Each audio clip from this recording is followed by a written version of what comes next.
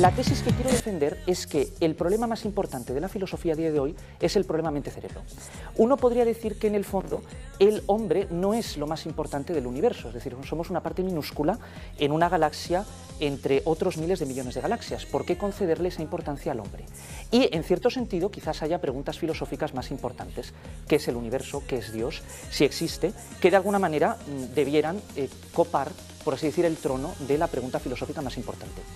Pero desde una perspectiva antropocéntrica, y como hombre, pues lo que me interesa sobre todo comprenderme a mí mismo y comprender a mi especie, en cierto sentido decir que el problema mente-cerebro es el problema más importante de la filosofía, tiene un argumento clave, y es que si nos damos cuenta, prácticamente todos los problemas derivados de otras áreas de la filosofía, de la teoría del conocimiento, por supuesto de la antropología, de la ética, que es una de las grandes ramas de la filosofía, en realidad convergen o apuntan a qué es el hombre, y sobre todo si el hombre es un ser dual, compuesto por alma, cuerpo, espíritu, materia, o si de alguna manera podemos encontrar otra explicación no dual o dual. Quiero hablar de filosofía.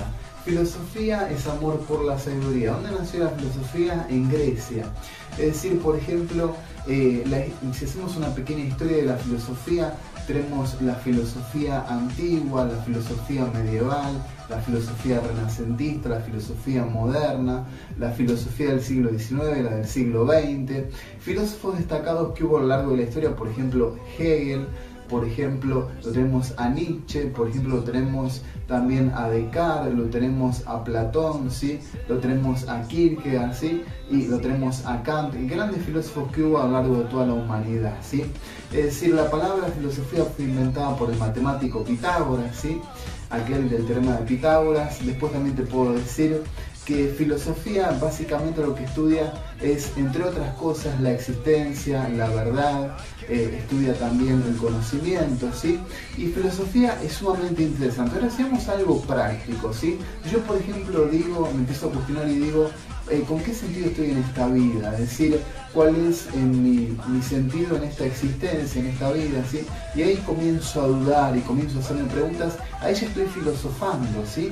Es decir, cuando uno empieza con esas dudas, ¿sí? La temática que yo quería explorar, tal y como lo hablé con Carmen, tiene que ver con la soledad, con una perspectiva, digamos, intimista, introspectiva, de ciertas mentes sobredesarrolladas de la historia, que han hecho grandes contribuciones y que también nos pueden dar una idea, reflejar ciertas características que, sobre todo ustedes que están constantemente interaccionando con personas de altas capacidades que edades tempranas, seguro han advertido y que muchas veces constituyen un lastre para que esas personas desarrollen todo su potencial.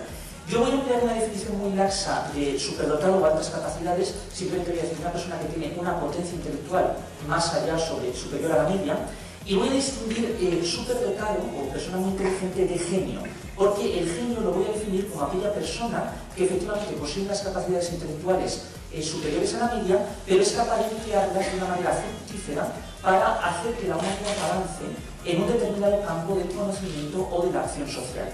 Digamos que el genio es aquel que marca un antes y un después en un área del saber o en una esfera de la vida. Vamos a ver la relación que hay entre la admiración y la incomprensión a los genios. ¿Qué genios tenemos? Por ejemplo, dentro de la matemática lo tenemos a Gauss, a Euclides, dentro de la física lo tenemos a Newton, a Einstein, dentro de la filosofía lo tenemos a Hegel, a Friedrich Nietzsche, ¿sí? Dentro de la escultura, la pintura y muchos aspectos más lo tenemos a Miguel Ángel, a Leonardo da Vinci. Actualmente dentro de la computación lo tenemos a Bill Gates, dentro de la física lo tenemos a Stephen Hawking, ¿sí? O sea, hay una relación entre la admiración y la incomprensión. Si vamos un poco atrás en el tiempo, la tenemos a Hipatia, que fue la primera mujer matemática que hubo según los registros históricos que hay, ¿sí? Y Hipatia fue asesinada por su paganismo por un grupo de cristianos, ¿sí? Después lo tenemos a Galileo Galilei, que fue astrónomo, científico, matemático y filósofo, que él hablaba del heliocentrismo y eso iba en contra de lo que se pensaba en ese momento, y él terminó confinado en su casa a perpetuidad. Después lo tenemos a Albert Einstein, este gran genio, que Albert Einstein empezó a hablar a los 3 años y sus padres decían que tenía retraso mental, y un profesor le dijo: nunca conseguirás nada en esta vida, y sin embargo hizo la teoría de la relatividad.